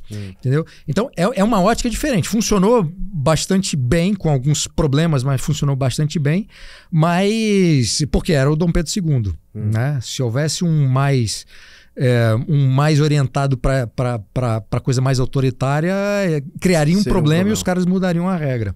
Mas eu acho que essa discussão ela é uma discussão muito interessante e eu achei muito curioso quando você falou citou o modelo como sendo uma espécie de sistema feudal. O sistema feudal não era exatamente um sistema político, né? Era um sistema privado. Os donos dos feudos tinham poder político porque também tinham poder econômico. É isso. E aí a relação de poder, né, que o Weber vai usar para criar uma tese em cima disso, né, do patrimonialismo, né, com base nessa experiência feudal, é interessante por conta disso. Quer dizer, era uma mistura de poder econômico com poder político, que a gente vai ver no fenômeno do coronelismo no Brasil, no interior do Brasil. Mas essa discussão, eu acho uma discussão muito, muito interessante, porque a gente percebe, primeiro, a política ocupa um lugar muito central e importante nas sociedades ocidentais como um todo. E o Estado, por extensão, vai ter um papel muito maior do que deveria ter. Quer dizer, em termos não só ideais, mas em termos práticos, a vida seria muito melhor se o Estado não tivesse o poder que tem, portanto, as instituições políticas, os políticos não tivessem o poder que têm. E a política fosse vista como mais uma coisa dentro da sociedade. Sabe o que eu vejo assim? Se houvesse a possibilidade de uma república aristotélica, tá? Onde é de fato o governo dos bons. Por exemplo, se todo político fosse um Paulo Guedes, alguém que está ali literalmente porque quer, por propósito, e que... Muito pelo contrário, né? Ele perdeu bastante dinheiro, centenas de milhões de reais por estar ali. As pessoas não conhecem essa história, mas o Paulo Guedes ele é fundador de algumas coisas, né? É um dos cofundadores ali do que se tornou o BTG, é um dos cofundadores do IBMEC, né? Também INSPER. E fundou um fundo que é um dos maiores fundos de private equity da América Latina, que chama Crescera. Esse fundo ele fez os maiores IPOs de educação da história, aqui do nosso continente, tá? Um desses IPOs é a Afya, né, que é a empresa de educação mais valiosa do país, que está listada na Nasdaq. Né? Paulo foi quem articulou tudo isso lá para que chegasse a empresa a estágio de maturidade para que faça a IPO na Nasdaq por bilhões de dólares. Tá? O Paulo saiu, se eu não me engano, 1 ano antes desse IPO, porque ele tinha que sair para entrar no governo. Ele deixou, literalmente, tá? centenas de milhões de dólares na mesa, sabendo que ia acontecer o IPO. O IPO estava marcado já, assim, praticamente. Falou, cara, questão de um ajuste aqui, no máximo um ano a gente vai fazer o IPO. Ele teve essa escolha. Vou para o governo e construo o Brasil que eu acho que deveria construir, ou fico mais um pouco e adiciono algumas centenas de milhões de dólares ao meu patrimônio. E aí alguém vai argumentar, mas ele já tinha centenas de milhões de dólares. Fala, meu querido, centenas de milhões de dólares são centenas de milhões de dólares. Isso é dinheiro para qualquer pessoa no mundo. Pro Bill Gates isso é dinheiro. Entendeu? Então, não é tão simples essa decisão, não. O cara abdica disso para poder ir para o governo, para construir aquele governo que ele gostaria de construir, pelo menos em partes. Esse tipo de pessoa é o tipo de pessoa, né, que Aristóteles falava, julgava necessário para a constituição de uma república, um governo dos bons, de fato, que a gente tinha ali, né? Só que a gente vê meio que a antítese, porque esse tipo de pessoa, ele perde muito entrando para a política. O Paulo Guedes acabou se tornando, né, uma celebridade mundial do ponto de vista econômico, empresarial, todo mundo quer falar com ele, tal, essas coisas todas, mas teve um custo político grande para ele ali.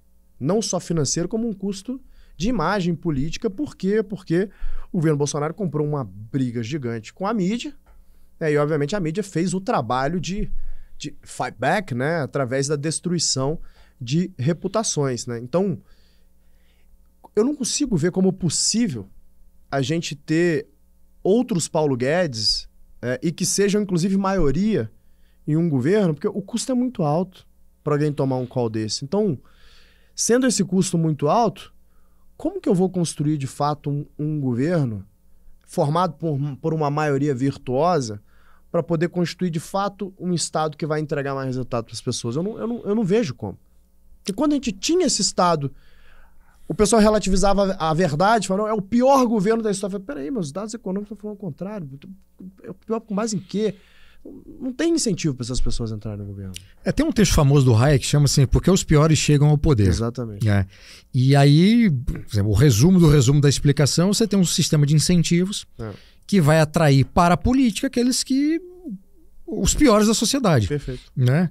O meu querido amigo Marcelo Guedes Nunes tem um estudo lá de jurimetria falando, tentando demonstrar, né, acho que numa eleição de São Paulo, justamente isso. Por que os piores chegam ao poder, analisando as biografias das pessoas que concorreram e aquelas que foram eleitas. Ele chama isso de patocracia. Olha só. Eu dou o nome a isso de peioscracia, né, o sistema dos piores. Peioscracia. Gostei, peioscracia. Mas, assim, se você não troca esse sistema de incentivo, se a política é um bom negócio, se os políticos têm poder, se o Estado é relevante, se você não muda isso, a situação não muda. Então não adianta dizer, vamos aprimorar a democracia para o voto, vamos criar cotas para não sei o quê. Cara, gente, não vai rolar. Não vai rolar. Então, assim, se você não torna a política desimportante, retirando os incentivos para os piores entrarem ao poder, a gente vai continuar reclamando das mesmas coisas. Perfeito. Tá?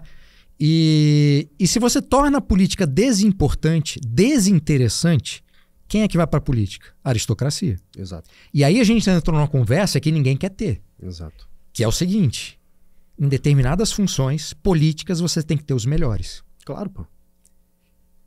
Aí você, mas quem vai decidir quem são os melhores? Meu irmão, você está relativizando. Você não consegue reconhecer na sua frente se fulano é melhor que cicrano naquilo que está sendo discutido, seja na política, no esporte.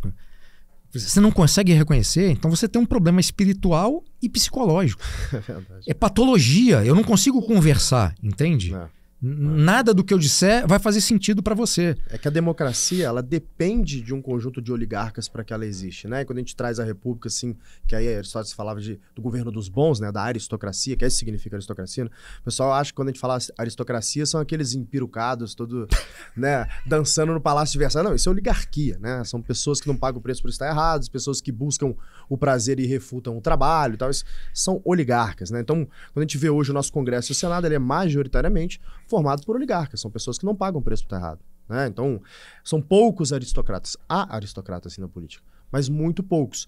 E aí o argumento que eu sempre ouvi, né, quando a gente tem esse tipo de conversa, é falar, mas peraí, se você coloca aristocratas ali, obviamente eles vão agir em prol dos seus interesses próprios, que é o interesse da sua bolha, né? Então, será que é verdade, né? Será que o Paulo Guedes, né, que é um cara de centenas de milhões de dólares de patrimônio, ele está realmente preocupado em adicionar outras centenas de milhões de dólares do patrimônio dele, fazendo aquilo que é errado? Um homem que construiu a vida toda, né? Um homem que veio praticamente do zero, né?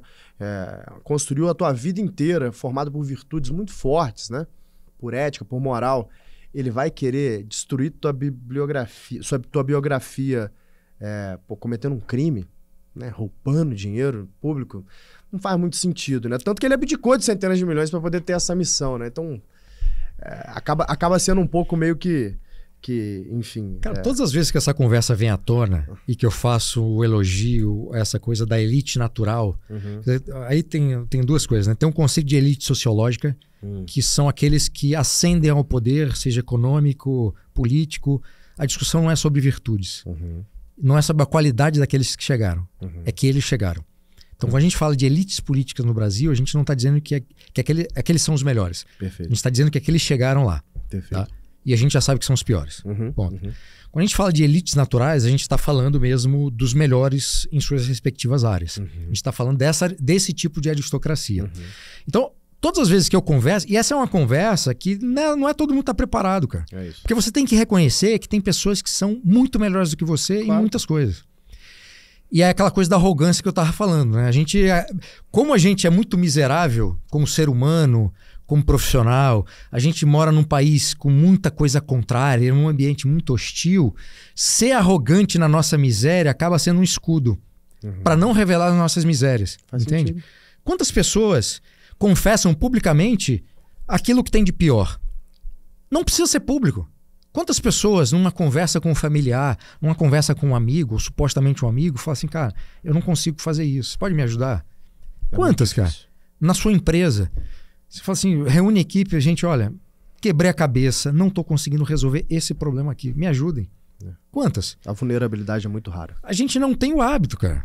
Se a gente não tem o hábito, a gente não cria isso e não tem isso como um valor, como um ativo, né? E como é que a gente vai melhorar se a gente não consegue nem reconhecer as próprias fragilidades a ponto de expor todas elas e pedir ajuda? Então, no caso dessa conversa sobre política, a gente vai ter que reconhecer, cara, isso está falhando. Então, por que a gente não torna a política desimportante a ponto de levar para políticos melhores e criar um sistema aristocrático? Essa coisa que você falou do Palácio de Versalhes e tal. Então, você tinha essa nobreza, né? Que, cara, ascendia o poder porque puxava o saco, ganhava um título lá. Quer dizer, não é exatamente o ideal de aristocracia. Exatamente. Pelo Aliás, contrário, tem um livro maravilhoso, cara, de um professor meu lá de Portugal, Miguel Morgado, chamado Aristocracia e Seus Críticos, que é a tese de doutorado dele. Foi lançado em livro, está pela edições 70 da Almedina. E portanto, exige humildade, cara. Você fala assim, cara, na política, a política tem que ser desimportante, o Estado não pode ter o poder que tem. E para tocar esse troço, tem que ser os melhores dentro da sociedade. Que seja um conselho, enfim, vamos criar um negócio. Agora, a gente está discutindo viagem à Lua, carro elétrico, um monte de solução extraordinária. Tecnologia, cara, avançando em um monte de lugar, agricultura. Apesar dos pesares, falta de recursos, falta de infraestrutura. Tem um monte de pesquisador no Brasil criando tanta coisa bonita e interessante e depois tem que fugir pro exterior porque aqui não tem dinheiro nem para comprar coisas de laboratório. A gente não pode discutir um sistema político melhor? É proibido? Tem que ficar nessa coisa dessa ilusão democrática? E assim, né? Brasil não é democracia. Brasil é república presidencialista. Na Constituição é citado acho que uma vez que é um Estado democrático de direito. Nós não somos formalmente uma democracia, assim como os Estados Unidos não são.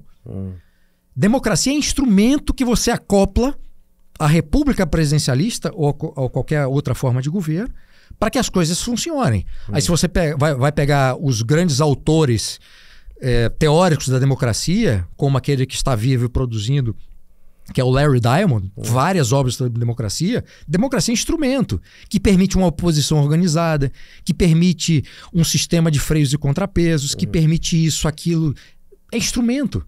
Né? Mas quando você idealiza a democracia, você acha que a democracia é meio e fim. E não é. E você sequer para pensar o quanto esse modelo que nós temos, que é a república presidencialista, é ruim. Porque assim, para você afastar um chefe de Estado, um chefe de governo / chefe de Estado, que é o presidente da República, que acumula as duas funções, ele pode destruir o país durante 4 anos.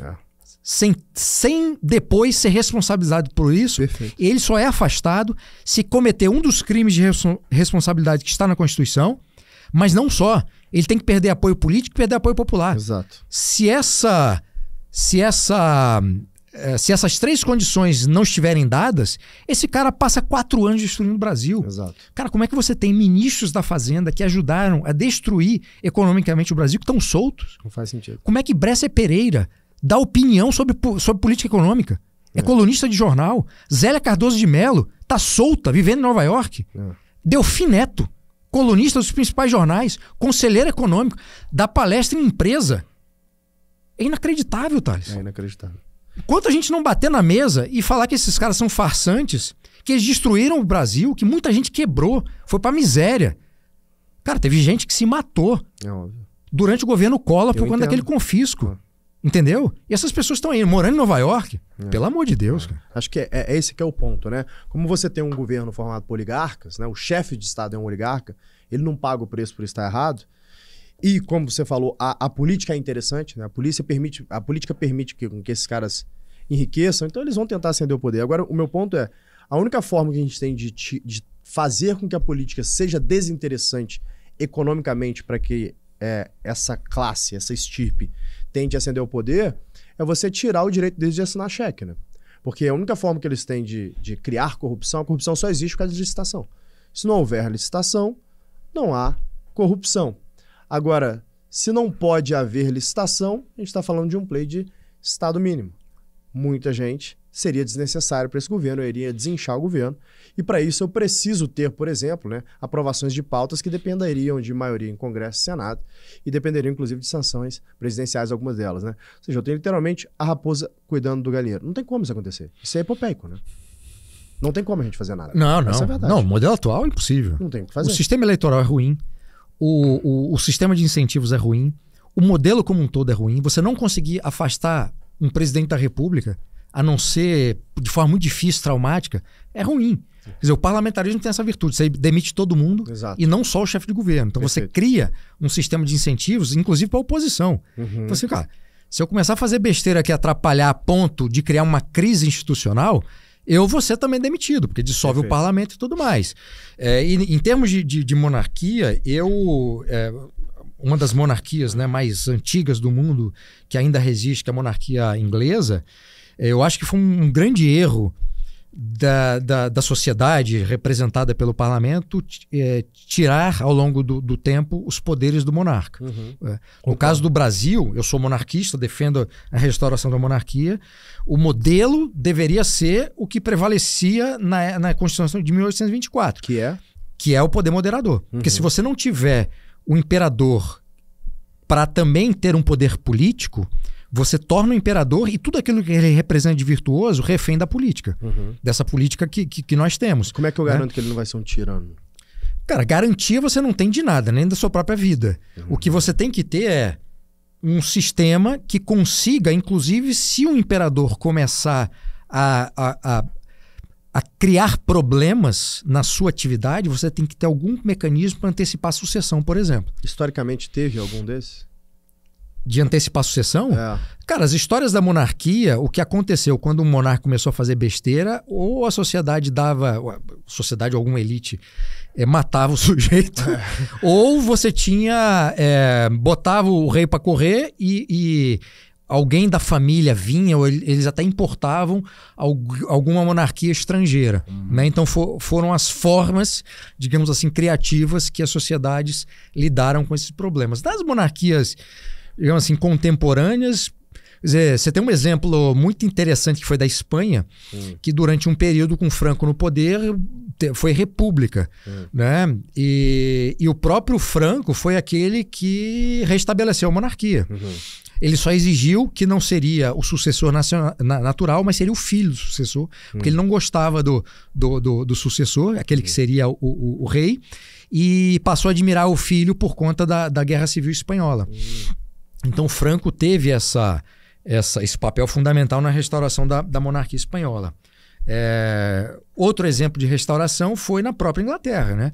Então você teve ali o período da Revolução, entra o maluco do Oliver Cromwell, que instaura uma república ditatorial durante um período, e aí os caras conseguem restabelecer o sistema político anterior e a Inglaterra volta a ser monarquia. E uma eventual restauração monárquica aqui no Brasil, quem que seria o imperador? Cara, pelo que a gente tem em termos de sucessão, regra sucessória, que é do ramo de Vassouras, por conta do filho mais velho da princesa Isabel, que abdicou do seu direito, né, à sucessão, e portanto abdicou dos descendentes dele, porque queria se casar com uma nobre europeia que não reunia as condições para que ele achava, quer dizer, a estrutura achava, e ele acabou abdicando. Mas hoje, quem está vivo, que pertence à Casa Imperial Brasileira, é o Dom Bertrand. Era o Dom Luiz, irmão mais velho dele. O Dom Luiz faleceu sem deixar herdeiros, e agora, por direito, seria o Dom Bertrand. Se o Dom Bertrand morrer, aí a sucessão segue. Mas assim, não adianta, e eu sempre falo isso no meu Instagram, quando esse assunto vem à tona, eu falo muito de monarquia, o pessoal quer dar um salto, né? Essa coisa do atalho que a gente tem na nossa cultura é uma desgraça. Né? Então o sujeito, por exemplo, entra no jiu-jitsu, já quer passar da branca para azul com 10 aulas, ou quer ficar musculoso no primeiro mês de negócio, aí começa a tomar os danoninhos sem critério nenhum, e aí começa a dar aquele monte de efeito colateral. Ou aprendeu que a monarquia é legal, que a monarquia já quer começar a pensar em instrumentos para restaurar a monarquia. Cara, você tem uma sociedade que está aí desde 15 de novembro de 1889, ouvindo que a monarquia é uma caricatura do que ela jamais foi. Entende? Então, todo o imaginário social sobre a monarquia está todo deturpado. Então não adianta eu chegar e começar, não, nós vamos restaurar a monarquia dessa forma, enquanto eu não mostrar, pelo menos para as pessoas que estão à minha volta, qual é o valor da monarquia. E o primeiro valor da monarquia, para mim, é a dimensão metapolítica, aquilo que está acima da política formal. É a monarquia como o grande capital histórico da tradição do que a gente tem de melhor num povo. Então, no momento de crise política no Brasil de hoje, no Brasil republicano, nós brasileiros, imediatamente a gente atrela a crise política a uma crise moral da nossa sociedade. E é verdade. E as coisas não estão ligadas. Não estão? A gente não pode dizer que uma crise política é uma crise do Brasil. A gente não pode dizer que um grande escândalo de corrupção significa que todo brasileiro é corrupto. Ah, não, isso definitivamente não. Porque todas essas coisas estão ligadas. Quando se raciocina e se fala sobre isso. Né? Isso é um absurdo. Não, concordo. Então, assim, quando tem uma crise, sei lá, Dilma no governo, aí a coisa tá dando errado, não sei o quê, você, tá vendo o Brasil? Tá vendo como é que o Brasil é? O Brasil é um país corrupto, o Brasil nunca vai dar certo. Eu falei, meu amigo, fale por você. Eu não sou assim. Perfeito. A minha família não é assim. As pessoas que estão à minha volta não são assim. Então, a facilidade com a qual a atual forma de governo, o atual regime político, essa facilidade que faz com que as pessoas imediatamente remetam um problema político a um problema da sociedade. E não é. Você pode até dizer, cara, os piores da sociedade ascendem ao poder. Beleza, mas não é a sociedade inteira. De fato, não. Se você atribui identidade a todo um povo com aquilo que tem de pior, esse sistema venceu. Isso é o pior que pode acontecer. Bruno, no caso da monarquia, só encerrando aqui, em crises políticas, a gente tem o imperador ou a imperatriz, enfim, mas nós temos a instituição para lembrar quem somos, de onde viemos e aquilo que a gente tem de melhor. Se a gente quer um sistema que nos lembre a todo momento o que são as virtudes que importam, a monarquia é o melhor modelo que nós temos. E na tua visão, assim, o que seria uma reforma política possível nos dias de hoje para que a gente comece uma caminhada pro sistema monárquico? Assim? Cara, Assim, a reforma possível será sempre aquela que não dará certo. Uhum. Então não é possível. Quer dizer, ela é possível de ser feita, mas não vai ter o resultado que a gente espera. Então, essa discussão, olha, a reforma que nós temos que fazer é essa. E parte da reforma é tirar poder de político. Aí o pessoal vai falar assim, não, mas essa reforma não é possível. Velho, essa não é possível e, portanto, não vai surtir o efeito que a gente precisa. Entendi. Então, para que eu vou discutir essa? Eu vou discutir isso por quê? Não faz sentido, é inócuo. Vocês estão querendo maquiar uma situação que só vai continuar com os problemas de origem. A gente vai continuar nesse malfeitio de tentar resolver sempre a consequência de um problema original que nunca é atacado. Isso é um vício político. Não pode. Então, assim, vamos conversar sério sobre política? Vamos tirar os incentivos negativos e tirar o poder dos políticos. Esse negócio de falar em reforma possível, meu, aí você está querendo me enganar e eu não estou aqui para isso. Justo. Ou seja, não vai acontecer. Não. É a conclusão que eu estava chegando. Porque, cara, se a raposa que está cuidando do galinheiro, não vai acontecer. Não, eu acho que é uma discussão interessante que pode melhorar e criar uma reforma política melhor. Essa discussão que eu acho que está ganhando força de mudar para parlamentarismo, o semipresidencialismo.